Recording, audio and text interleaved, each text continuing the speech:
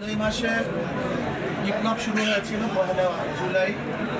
আমরা ৫ই জুলাই বরিশাল থেকে ঘোষণা দিয়েছিলাম যে বৈষম্য বিরোধী আন্দোলনে আমরা সম্পৃক্ত এবং মাঠে ময়দানে ছিলাম এবং মাদ্রাসা কেন্দ্রিক প্রথম মিছিল বের হয়েছিল ক্যাম্পাস থেকে আমরা দেখেছি।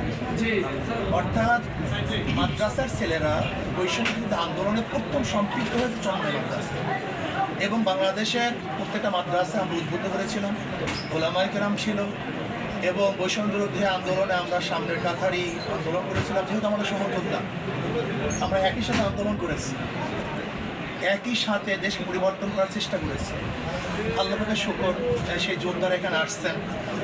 আমরা এত ঐতিহাসিকভাবে আমরা সম্পৃক্ত আছি আন্দোলনের সাথে, সংগ্রামের সাথে এবং আমরা চাই আমাদের বক্তব্য, এনসিপি বক্তব্য এবং আমাদের বক্তব্য অনেকটাই কাছাকাছি। আমরা দেশ গড়তে চাই, আমরা বৈষম্য দূর করতে চাই, জুলুম অত্যাচার অবিচার দেশ থেকে চিরতরে উৎখাত করতে চাই।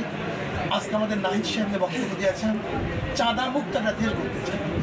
আমরা আলহামদুলিল্লাহ চাঁদা মুক্ত একটা দেশ গড়তে চাঁদাবাদী করে আমরা দেখেছেন যে আজকে বাংলাদেশে আমাদের বিরুদ্ধে ডাইরেক্ট যে অশোভনীয় বক্তব্যগুলো দেওয়া হয়েছে, আমি বিশ্বাস করি যে ভদ্র মানুষ, জ্ঞানী মানুষরা এইটা কোনো অ্যাকসেপ্ট করে নেই এবং আমি বিশ্বাস করি তারা ওলামায়ে কেরামের থেকে বিচ্ছিন্ন হচ্ছে।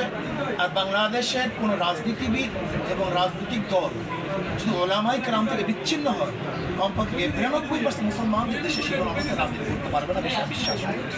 কাজে আমি আজকে আমাদের বৈষম্য বিরোধী আন্দোলনের থেকে শুরু করে এনসিপি যারা গঠন করেছেন, আমি সবাইকে ধন্যবাদ জ্ঞাপন করছি এবং আশা করি ইনশাআল্লাহ ভবিষ্যতেও আমরা সহযোদ্ধা হিসাবে দেশকে গড়ব এবং দেশের নেতৃত্ব দেবে ইনশাআল্লাহ।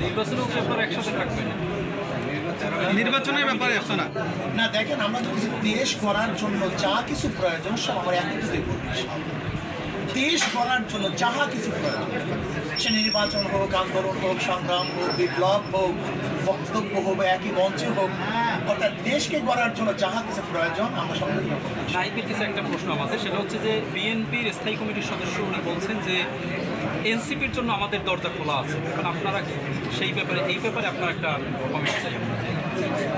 আমরা তো একটু রাজনৈতিক বিষয়ে লিখে জানাবো, যেহেতু এখন রাজনৈতিক সংক্ষিপ্তভাবে বলি, আমরা সে উত্তর দিয়েছি যে আমরা নির্বাচনী ভাগবাটোয়ারা, আসনের ভাগবাটোয়ারার যে রাজনীতি, সেই রাজনীতিতে আমরা আগ্রহী হই এবং এই রাজনীতিকে নস্বাত করে, চ্যালেঞ্জ করে জাতীয় নাগরিক পার্টির উত্থান হয়েছে। বরং আমরা বলেছি দেশের যে এখন সংস্কারের যে আলাপ চলছে, মৌলিক সংস্কার এবং গণহত্যার বিচার এবং দেশকে পুনর্গঠন করা, সেই আলাপ আলোচনা রাজনীতিতে এনসিপির দরজা খোলা রয়েছে।